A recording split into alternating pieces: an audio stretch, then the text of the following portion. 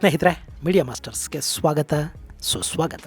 ಗೆಳೆಯರೆ, ರಾಜ್ಯದಲ್ಲಿ ಸಚಿವ ಸಂಪುಟ ವಿಸ್ತರಣೆ ಆಗಿದೆ. ಹೊಸ ಮಂತ್ರಿಗಳು ಬಂದಿದ್ದಾರೆ. ಹಾಗೆ ರಾಜ್ಯಕ್ಕೆ ಬಂದಿದ್ದ ಕಾವೇರಿ ಸಂಕಷ್ಟ ಕೂಡ ನಿಧಾನಕ್ಕೆ ಕರಗಿ ಹೋದಂತ ಕಾಣ್ತಾ ಇದೆ. ಅದಕ್ಕೆ ಕಾರಣ ಮುಖ್ಯಮಂತ್ರಿಗಳು ಮಾಡಿದ ಸಭೆ ಆಗಲಿ, ನ್ಯಾಯಾಧೀಕರಣದಲ್ಲಿ ಮಾಡಿದ ಮನವಿ ಆಗಲಿ, ತಮಿಳುನಾಡಿನ ಮನವೊಲಿಸುವ ಪ್ರಯತ್ನವಾಗಲಿ, ಎಲ್ಲ ಬದಲಾಗಿ ಈ ಬಾರಿ ಪ್ರಕೃತಿನೇ ಕಾವೇರಿ ಸಮಸ್ಯೆಯನ್ನ ಪರಿಹರಿಸ್ತಾ ಇದೆ. ಕೇರಳದ ವೈನಾಡು, ಕೊಡಗು ಹಾಗೂ ಹಾಸನ, ಚಿಕ್ಕಮಗಳೂರು ಭಾಗದಲ್ಲಿ ಬೀಳ್ತಾ ಇರೋ ಭಾರಿ ಮಳೆ ಕಾವೇರಿ ಕೊಳ್ಳದ ಜಲಾಶಯಗಳಿಗೆ ಜೀವಕಳೆಯನ್ನು ತಂದಿದೆ. ಕೆಆರ್ಎಸ್ ಜಲಾಶಯ 100 ಅಡಿಯನ್ನು ಮುಟ್ಟಿದೆ. ಹೇಮಾವತಿ ಕೂಡ ತುಂಬುವ ಹಂತದಲ್ಲಿದೆ. ಇನ್ನು ಹಾರಂಗಿ ಈಗಾಗಲೇ ಭರ್ತಿಯಾಗಿದ್ದು ಅಲ್ಲಿಂದ ಬರ್ತಾ ಇರೋ ನೀರು ಕೂಡ ಕೆಆರ್ಎಸ್ ಅನ್ನ ಸೇರ್ತಾ ಇದೆ. ಇಲ್ಲಿ ಕೆಆರ್ಎಸ್ ಜಲಾಶಯವನ್ನ ಈ ಬಾರಿ ಆಪದ್ಬಾಂಧವನಾಗಿ ಕಾಪಾಡ್ತಾ ಇರೋದು ಕಬಿನಿ ಜಲಾಶಯ.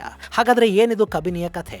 ಈ ಜಲಾಶಯ ಹೇಗೆ ಕೆಆರ್ಎಸ್ ನ ಕಾಪಾಡ್ತಾ ಇದೆ, ಕಾವೇರಿ ಸಮಸ್ಯೆಗೆ ಹೇಗೆ ಕಬಿನಿ ಉತ್ತರವಾಗಿ ಕಾಣುತ್ತೆ ಅನ್ನೋದ್ರ ಬಗ್ಗೆ ಒಂದಷ್ಟು ಮಾಹಿತಿಯನ್ನ ನಾವಿಲ್ಲಿ ನೋಡೋಣ.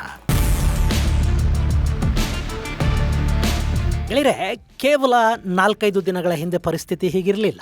ಜುಲೈ 28ನೇ ತಾರೀಕು ಕಾವೇರಿ ನದಿ ನೀರು ನಿರ್ವಹಣಾ ಪ್ರಾಧಿಕಾರ ಕೊಟ್ಟ ಒಂದು ಆದೇಶ ಕರ್ನಾಟಕದಲ್ಲಿ ಕಿಚ್ಚನ್ನ ಹೊತ್ತಿಸಿಬಿಡ್ತು. ಕಾವೇರಿ ನದಿಯಲ್ಲಿ ಪ್ರತಿದಿನ 3,500 ಕ್ಯೂಸೆಕ್ನಷ್ಟು ನೀರನ್ನ ಹರಿಸಬೇಕು ಅನ್ನೋ ಆದೇಶ ನಮ್ಮ ರಾಜ್ಯದ ರೈತರ ಕಿವಿಗಳಿಗೆ ಕಾದ ಸೀಸಾ ಸುರಿದಂತ ಅನುಭವವನ್ನು ಕೊಡ್ತು. ನಾವು ನೀರು ಬಿಡೋದನ್ನ ತಡಿತೀವಿ ಅಂತ ಇಲ್ಲಿನ ರೈತರು, ಕರ್ನಾಟಕ ನೀರು ಬಿಡ್ತಲೇ ಇಲ್ಲ ಅಂತ ಅಲ್ಲಿನ ರೈತರು, ಸರ್ಕಾರ ಸಣ್ಣಗೆ ನೀರು ಬಿಡೋದಕ್ಕೆ ಶುರು ಮಾಡ್ತು. ರೈತರು ಕರ್ನಾಟಕ ಬಂದ್ಗೆ ಕರೆ ಕೊಟ್ಟರು. ತಮಿಳುನಾಡಿಗೆ ನೀರು ಹರಿಸಬಾರದು ಅಂತ ಪಕ್ಷಾತೀತವಾಗಿ ಎಲ್ಲರೂ ಹೇಳೋದಕ್ಕೆ ಶುರು ಮಾಡಿದ್ರು. ಹೀಗಾಗಿ ಮುಖ್ಯಮಂತ್ರಿ ಡಿ.ಕೆ. ಶಿವಕುಮಾರ್ ಇಕ್ಕಟ್ಟಿಗೆ ಸಿಲುಕಿದ್ರು. ಒಂದು ಸರ್ವಪಕ್ಷ ಸಭೆಯನ್ನ ಕರೆದ್ರು. ಆದ್ರೆ ಆ ಸರ್ವಪಕ್ಷ ಸಭೆ ಆರಂಭವಾಗೋದಕ್ಕೆ ಮೊದಲೇ ಪುಷ್ಯ ಮಳೆಯ ಅಬ್ಬರ ಶುರುವಾಯಿತು. ಹೀಗಾಗಿ ಸಭೆ ಮುಗಿಯೋ ಹೊತ್ತಿಗಾಗ್ಲೇ ಪರಿಹಾರ ಕೂಡ ಸಿಕ್ಕಿತ್ತು. ಮಳೆ ಹಿನ್ನೆಲೆಯಲ್ಲಿ ಡ್ಯಾಮ್ಗಳಿಗೆ ಹೆಚ್ಚಿನ ನೀರು ಹರಿದು ಬರ್ತಾ ಇದೆ. ಅದರಲ್ಲೂ ಕೆಆರ್ಎಸ್ ಜಲಾಶಯದ ಪಾಲಿಗೆ ಆಪದ್ಬಾಂಧವ ಅಂತ ಗುರುತಿಸಿಕೊಳ್ಳುವ ಕಬಿನಿ ಜಲಾಶಯದ ಒಳ ಹರಿವು ಹೆಚ್ಚಾಗ್ತಾ ಹೋಗ್ತಾ ಇತ್ತು. ಶನಿವಾರ ರಾತ್ರಿ ಹೊತ್ತಿಗಾಗ್ಲೇ ಕಬಿನಿಯಲ್ಲಿ ಒಳ ಹರಿವು 27,000 ಕ್ಯೂಸೆಕ್ ಅನ್ನ ದಾಟಿದ್ದ ಕಾರಣ ಅವತ್ತೇ ತಮಿಳುನಾಡಿಗೆ ಸುಮಾರು 25 ಕ್ಯೂಸೆಕ್ನಷ್ಟು ನೀರನ್ನ ಹರಿಬಿಡಲಾಯಿತು. ಆ ನೀರು ಸೋಮವಾರ ಮೆಟ್ಟೂರನ್ನ ತಲುಪಿದೆ. ಸೊ ಕಾವೇರಿ ನದಿ ನೀರು ನಿರ್ವಹಣಾ ಪ್ರಾಧಿಕಾರ ಹೇಳಿದ್ದ ನೀರು ಇನ್2 ದಿನಗಳಲ್ಲಿ ತಮಿಳುನಾಡನ್ನ ಸೇರುತ್ತೆ. ಅದರ ಜೊತೆಗೆ ಕೊಡಗು ಭಾಗದಲ್ಲಿ ಹಾಗೂ ಚಿಕ್ಕಮಗಳೂರು ಭಾಗದಲ್ಲಿ ಕೂಡ ಉತ್ತಮ ಮಳೆ ಆಗ್ತಾ ಇರೋದ್ರಿಂದ ಹೇಮಾವತಿ, ಹಾರಂಗಿ, ಕಾವೇರಿ ನದಿಯ ನೀರಿನ ಮಟ್ಟ ಹೆಚ್ಚಾಗಿದೆ. ಹಾರಂಗಿ ಈಗಾಗಲೇ ತುಂಬಿದೆ. ಅಲ್ಲಿಂದಲೂ ನೀರನ್ನ ನದಿಗೆ ಬಿಡಲಾಗ್ತಾ ಇದೆ. ಹಾಗೆ ಹೇಮಾವತಿ ಡ್ಯಾಮ್ ತುಂಬೋದಕ್ಕೆ ಕ್ಷಣಗಣನೆ ಆರಂಭ ಆಗಿದ್ದು ಆ ಡ್ಯಾಮ್ ಇಂದ ಕೂಡ ನೀರು ಕೆಆರ್ಎಸ್ ಅನ್ನು ತಲುಪುವ ಸಾಧ್ಯತೆ ಇದೆ. ಮಳೆ ಹೀಗೆ ಮುಂದುವರೆದಿದೆ ಆದರೆ ಇನ್ನೊಂದು ವಾರ ಕೆಆರ್ಎಸ್ ಜಲಾಶಯ ಕೂಡ ಸಂಪೂರ್ಣವಾಗಿ ಭರ್ತಿಯಾಗುವ ಲಕ್ಷಣಗಳಿವೆ. ಆ ಬಳಿಕ ಕೆಆರ್ಎಸ್ ನಿಂದ ಕೂಡ ನದಿಗೆ ನೀರು ಹರಿಯುತ್ತೆ. ಆದರೆ ಈಗ ಸಂಕಷ್ಟದ ಸಮಯದಲ್ಲಿ ನೀರೇ ಬಿಡೋದಿಕ್ಕಾಗದೇ ಇರೋ ಸಂದರ್ಭದಲ್ಲಿ ಕಬಿನಿಯಿಂದ ತಮಿಳುನಾಡಿಗೆ ಹರಿತಿರೋ ನೀರು ಕರ್ನಾಟಕದ ಪಾಲಿನ ತಮಿಳು ಸಮಸ್ಯೆಯನ್ನ ಕಡಿಮೆ ಮಾಡ್ತಾ ಇದೆ. ಗೆಳೆಯರೆ, ದಕ್ಷಿಣ ಭಾರತದ ನದಿಗಳಲ್ಲಿ ಒಂದಾಗಿರೋ ಈ ಕಬಿನಿ ನದಿ ಹುಟ್ಟೋದು ಕೇರಳ ರಾಜ್ಯದಲ್ಲಿ. ಅಲ್ಲಿನ ವೈನಾಡು ಜಿಲ್ಲೆಯಲ್ಲಿ ಪನಮರಂ ಹಾಗೂ ಮಾನಂದವಾಡಿ ನದಿಗಳ ಸಂಗಮದಿಂದ ಕಬಿನಿ ಜನ್ಮ ತಾಳತ್ತೆ. ಕಬಿನಿ ಕಾವೇರಿ ನದಿಯ ಪ್ರಮುಖ ಉಪನದಿಯಾಗಿದ್ದು ಇದು ಕೆಆರ್ಎಸ್ ಅಲ್ಲಿ ಕಾವೇರಿಯನ್ನ ಸೇರುವುದಿಲ್ಲ. ಬದಲಾಗಿ ಕಬಿನಿ ಕರ್ನಾಟಕದ ತಿರುಮಕೂಡಲು ನರಸೀಪುರದಲ್ಲಿ ಕಾವೇರಿ ನದಿಯಲ್ಲಿ ಸಂಗಮಗೊಳ್ಳುತ್ತೆ. ಕಬಿನಿ ಜಲಾಶಯ ತುಂಬಿದ ಕೂಡಲೇ ಆ ನೀರು ನೇರವಾಗಿ ತಮಿಳುನಾಡಿನ ಕಡೆಗೆ ಹರಿಯೋದಿಕ್ಕೆ ಶುರುವಾಗುತ್ತೆ. ಅಲ್ಲಿಂದ ಅದು ಬಂಗಾಳ ಕೊಲ್ಲಿಯನ್ನ ಸೇರುತ್ತೆ. ಇನ್ನು ಈ ಕಬಿನಿ ನದಿಗೆ ಮೈಸೂರು ಜಿಲ್ಲೆಯ ಹೆಗ್ಗಡದೇವನ ಕೋಟೆ ಬಳಿ ಜಲಾಶಯವೊಂದನ್ನ ಕಟ್ಟಿದ್ದಾರೆ. ಅಲ್ಲಿನ ಬೀಚನಹಳ್ಳಿ ಹಾಗೂ ಬಿದರಹಳ್ಳಿ ಗ್ರಾಮಗಳ ನಡುವೆ ಈ ಜಲಾಶಯ ಇದೆ. ಇದೀಗ ಮುಂಗಾರು ಆರ್ಭಟದಿಂದ ಕಬಿನಿ ಜಲಾಶಯಕ್ಕೆ ನೀರಿನ ಒಳಹರಿವು ಹೆಚ್ಚಾಗಿದ್ದು ಜಲಾಶಯವನ್ನ ಸೇರ್ತಾ ಇರೋ ನೀರಿನ ಪ್ರಮಾಣ ಸುಮಾರು 2,500 ಕ್ಯೂಸೆಕ್ ಅನ್ನ ದಾಟಿದೆ ಅಂತ ಹೇಳ್ತಾ ಇದ್ದಾರೆ. ನಿರಂತರ ಮಳೆಯಿಂದ ಈಗಾಗಲೇ ಡ್ಯಾಮ್ ತುಂಬುವ ಹಂತಕ್ಕೆ ಬಂದಿದ್ದು ಜಲಾಶಯದ ಭದ್ರತೆಯ ಕಾರಣದಿಂದ ಒಳಹರಿವಿನಷ್ಟೇ ಪ್ರಮಾಣದ ನೀರನ್ನ ನದಿಗೆ ಹರಿಸಲಾಗ್ತಾ ಇದೆ. ಗೆಳೆಯರೆ, ನೀವು ಯೂಟ್ಯೂಬಲ್ಲಿ ವಿಡಿಯೋಗಳನ್ನು ನೋಡೋದಷ್ಟೇ ಅಲ್ಲ, ಇಲ್ಲಿ ನೀವು ಕೂಡ ಒಂದಷ್ಟು ವಿಡಿಯೋಗಳನ್ನು ಕ್ರಿಯೇಟ್ ಮಾಡಬಹುದು. ಆ ಮೂಲಕ ಒಂದಷ್ಟು ಹಣ ಕೂಡ ಗಳಿಸೋದಕ್ಕೆ ಅವಕಾಶ ಇರುತ್ತೆ. ಅಷ್ಟೇ ಅಲ್ಲ, ನೀವು ಯಾವುದೋ ವ್ಯಾಪಾರ ಮಾಡ್ತಾ ಇದ್ದೀರಿ, ನಿಮಗೇನೋ ಟ್ಯಾಲೆಂಟ್ ಇದೆ, ನಿಮಗೆ ಬೇರೆಯವರಿಗೆ ಗೊತ್ತಿದ್ದಕ್ಕಿಂತಲೂ ಸ್ವಲ್ಪ ಹೆಚ್ಚು ಏನೋ ಗೊತ್ತಿದೆ, ಒಂದಷ್ಟು ಸಮಯ ಇದೆ, ಅದನ್ನು ಕ್ರಿಯೇಟಿವ್ ಆಗಿ ಬಳಸ್ಕೊಳ್ಳೋ ಮನಸ್ಸಿದೆ ಅಂದರೆ ಖಂಡಿತ ನೀವೊಂದು ಯೂಟ್ಯೂಬ್ ಚಾನಲನ್ನು ಮಾಡಬಹುದು ಮತ್ತು ಅದರಿಂದ ನಿಮ್ಮ ಟ್ಯಾಲೆಂಟನ್ನು, ನಿಮಗೆ ಗೊತ್ತಿರೋ ವಿಷಯಗಳನ್ನು ಜನಕ್ಕೆ ತಲುಪಿಸೋದಷ್ಟೇ ಅಲ್ಲ, ನೀವೊಂದಷ್ಟು ಹಣವನ್ನು ಗಳಿಸೋದಕ್ಕೆ ಸಾಧ್ಯ ಆಗುತ್ತೆ. ಅದಕ್ಕೆ ನೀವೇನು ಹೆಚ್ಚು ತಲೆ ಕೆಡಿಸ್ಕೋಬೇಕಾದ ಅಗತ್ಯ ಇಲ್ಲ. ಯೂಟ್ಯೂಬನ್ನು ಹೇಗೆ ಮಾಡಬೇಕು, ಅದನ್ನ ಹೇಗೆ ಮುಂದುವರಿಸಿಕೊಂಡು ಹೋಗಬೇಕು ಅನ್ನೋ ತರಬೇತಿಯನ್ನ ನಾವು ಕೊಡ್ತೀವಿ. ಹಾಗೆ ಈಗಾಗಲೇ ನೀವು ಚಾನಲ್ ಅನ್ನ ಮಾಡಿದಿರಿ, ಅದನ್ನ ಹೇಗೆ ಮುಂದುವರಿಸಿಕೊಂಡು ಹೋಗಬೇಕು ಅನ್ನೋದು ನಿಮಗೆ ಗೊತ್ತಿಲ್ಲದೆ ಇದ್ರು ನಿಮಗೆ ಅದರ ತರಬೇತಿಯನ್ನು ಕೂಡ ನಾವು ಕೊಡ್ತಾ ಇದ್ದೀವಿ. ಆಗಸ್ಟ್ 14, 15 ಮತ್ತು 16ನೇ ತಾರೀಕು ಯೂಟ್ಯೂಬ್ ತರಬೇತಿ ಶಿಬಿರವನ್ನು ನಮ್ಮಲ್ಲಿ ಆಯೋಜನೆ ಮಾಡ್ತಾ ಇದ್ದೀವಿ.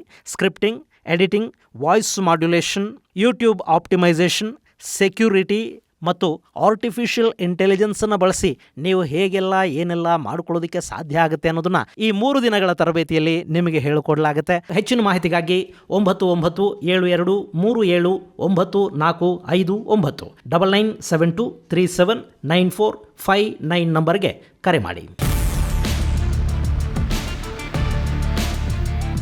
ಗೆಳೆಯರೆ, ಕಬಿನಿ ಡ್ಯಾಮ್ ಬಗ್ಗೆ ನಾವು ನೋಡೋದಾದ್ರೆ 1959ರಲ್ಲಿ ಅಣೆಕಟ್ಟಿನ ನಿರ್ಮಾಣ ಕಾರ್ಯ ಆರಂಭ ಆಯಿತು. ಮೇ 20, 1974ರಲ್ಲಿ ಡ್ಯಾಮ್ ಪೂರ್ಣಗೊಳಿತು.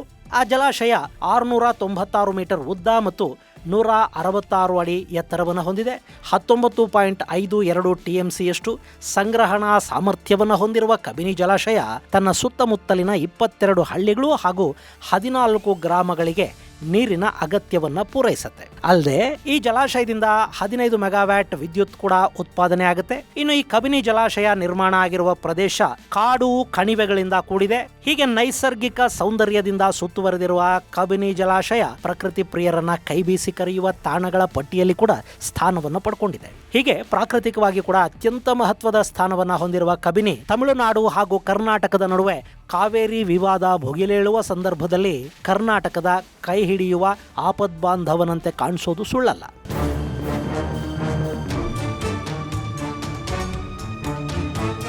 ಗೆಳೆಯರೆ, ಕಬಿನಿ ನದಿ ಹುಟ್ಟೋದು ಕೇರಳದ ವೈನಾಡು ಭಾಗದಲ್ಲಿ. ಈ ವೈನಾಡು ಭಾರತದಲ್ಲಿ ಮೊದಲ ಬಾರಿಗೆ ಮಳೆ ಪಡೆಯುವ ಜಾಗಗಳ ಪೈಕಿ ಒಂದು ಅಂತ ಗುರುತಿಸಿಕೊಳ್ಳುತ್ತೆ. ಕೇರಳ ಕರಾವಳಿಗೆ ಪ್ರವೇಶ ಮಾಡುವ ಮುಂಗಾರು ಮಾರುತಗಳು ಕೆಲವೇ ದಿನಗಳಲ್ಲಿ ವೈನಾಡನ್ನ ಅಪ್ಪುತ್ತವೆ. ಅಲ್ಲಿ ಬೀಳುವ ರಣಭಯಂಕರ ಮಳೆಯ ಕಾರಣದಿಂದ ಕಬಿನಿ ನದಿಗೆ ಭಾರಿ ಪ್ರಮಾಣದ ನೀರು ಹರಿದು ಬರೋದಕ್ಕೆ ಶುರು ಆಗುತ್ತೆ. ಹೇಗೆ ತುಂಗಾ ನದಿಯ ಭಾಗದಲ್ಲಿ ಮಳೆ ಹೆಚ್ಚಾಗಿ ಬೀಳುತ್ತೋ ಅದೇ ತರ ಕಬಿನಿ ಕೂಡ ಹೆಚ್ಚು ಮಳೆಯನ್ನ ಕಾಣುವ ವರವನ್ನ ಪಡ್ಕೊಂಡಿದೆ. ಸೊ ಕರ್ನಾಟಕದಲ್ಲಿ ಮೊದಲು ತುಂಬುವ ಅಣೆಕಟ್ಟುಗಳಲ್ಲಿ ತುಂಗಾ ಹಾಗೂ ಕಬಿನಿ ಎರಡೂ ಕೂಡ ಕಾಣಿಸ್ಕೊಳ್ತವೆ. ತುಂಗಾ ಜಲಾಶಯಕ್ಕೆ ಅಂದ್ರೆ ಗಾಜನೂರು ಜಲಾಶಯಕ್ಕೆ ಹೋಲಿಸ್ಕೊಂಡ್ರೆ ಕಬಿನಿ 4 ಪಟ್ಟು ಹೆಚ್ಚು ನೀರನ್ನ ಸಂಗ್ರಹಿಸುತ್ತೆ. ಇಷ್ಟಾದ್ರೂ ಕೂಡ ಈ ಎರಡೂ ಜಲಾಶಯಗಳ ನಡುವೆ ಮೊದಲು ತುಂಬೋದಕ್ಕೆ ಪೈಪೋಟಿ ನಡೆಯುತ್ತೆ. ಸೊ ಕಬಿನಿ ಭರ್ತಿ ಆಗ್ತಿದ್ದಂತೆ ಅದರಿಂದ ನೀರನ್ನ ನದಿಗೆ ಬಿಡಲಾಗುತ್ತೆ.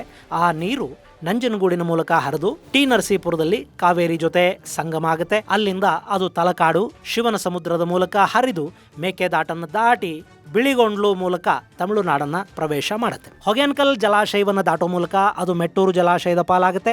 ಸೊ ಈ ಸ್ಟ್ರೆಚ್ ಅಲ್ಲಿ ಅಂದ್ರೆ HD ಕೋಟೆಯಿಂದ ಮೆಟ್ಟೂರಿನವರೆಗೆ ಕಬಿನಿಯನ್ನ ತಡೆಯುವ ದೊಡ್ಡ ಅಣೆಕಟ್ಟುಗಳಿಲ್ಲ. ಸೊ ಕಬಿನಿಯಿಂದ ಹೊರಬಂದ ನೀರು ನೇರವಾಗಿ ತಮಿಳುನಾಡನ್ನು ತಲುಪುತ್ತೆ. ಹೀಗಾಗಿ ಕಬಿನಿ ಜುಲೈಯಲ್ಲಿ ಭರ್ತಿಯಾಗ್ಬಿಟ್ರೆ ತಮಿಳುನಾಡು ತಣ್ಣಿ ಬಿಡಿ ಅಂತ ಬಾಯ್ ಬಡ್ಕೊಳ್ಳೋದು ತಪ್ಪುತ್ತೆ. ಆದ್ರೆ ಈ ಬಾರಿ ಕಬಿನಿ ತಡವಾಗಿ ಭರ್ತಿಯಾಗಿದೆ. ಜೂನ್ ಮತ್ತು ಜುಲೈಯಲ್ಲಿ ಉಂಟಾದ ಮಳೆಯ ಅಭಾವದ ಕಾರಣದಿಂದ ಈ ಡ್ಯಾಮ್ ತುಂಬೋದು ವಿಳಂಬ ಆಯಿತು. ಸ್ವಲ್ಪ ಮಟ್ಟಿನ ನೀರು ಕಬಿನಿಗೆ ಬಂತಾದ್ರೂ ಅದನ್ನ ಹೊರಬಿಡೋದಕ್ಕೆ ಸಾಧ್ಯ ಇರಲಿಲ್ಲ. ಹೀಗಾಗಿ ಕಾವೇರಿ ನದಿಯ ರಿವರ್ ಬೆಡ್ ಕೂಡ ಡ್ರೈ ಆಗ್ತಾ ಹೋಯ್ತು. ಈಗ ನೀರು ಹರಿತಾ ಇದೆ. ಸೋಮವಾರ ಸಂಜೆ ಹೊತ್ತಿಗೆ 25,000 ಕ್ಯೂಸೆಕ್ನಷ್ಟು ನೀರು ಹರಿದು ಹೋಗ್ತಾ ಇತ್ತು ಅಂತ ಹೇಳ್ತಾ ಇದ್ದಾರೆ. ಗೆಳೆಯರೆ, ಇಲ್ಲಿ ಕಾವೇರಿ ನದಿ ನೀರು ನಿರ್ವಹಣಾ ಪ್ರಾಧಿಕಾರ ಕೊಟ್ಟಿರುವ ಆದೇಶದಲ್ಲಿ ಪ್ರತಿದಿನ 3,500 ಕ್ಯೂಸೆಕ್ನಷ್ಟು ನೀರನ್ನ 15 ದಿನಗಳ ಕಾಲ ಹರಿಸಿ ಆಗ ಅದು 4.5 TMC ಆಗತ್ತೆ ಅಂತ ಹೇಳಿತ್ತು. ಹಾಗಿದ್ರೆ ಇಲ್ಲಿ 1 TMC ಅಂದ್ರೆ ಎಷ್ಟು ನೀರು ಹರಿಬೇಕು?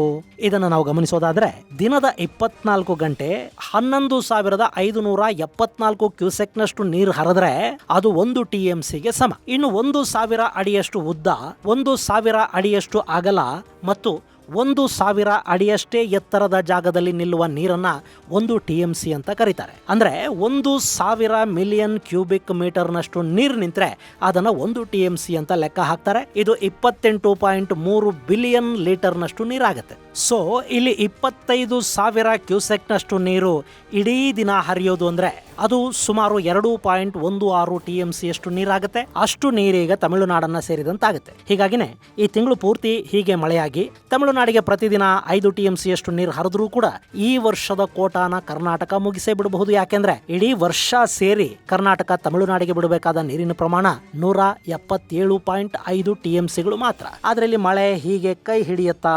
ನಮ್ಮ ಜಲಾಶಯಗಳು ತುಂಬಿ ಆ ನೀರು ತಮಿಳುನಾಡಿಗೂ ಹೋಗುವಷ್ಟು ಮಳೆ ಆಗತ್ತಾ ಅನ್ನೋದನ್ನ ನಾವು ಕಾದು ನೋಡಬೇಕು. ಇದು ಗೆಳೆಯರೆ, ಕಬಿನಿ ಜಲಾಶಯ ಹೇಗೆ KRS ಪಾಲಿಗೆ ಆಪದ್ಬಾಂಧವ ಆಗ್ತಾ ಇದೆ ಅನ್ನೋದರ ಕುರಿತಾದ ಒಂದಷ್ಟು ಮಾಹಿತಿ ಮುಂದಿನ ಸಂಚಿಕೆಯಲ್ಲಿ ಮತ್ತಷ್ಟು ವಿಶೇಷಗಳ ಜೊತೆ ಮತ್ತೆ ಭೇಟಿಯಾಗೋಣ.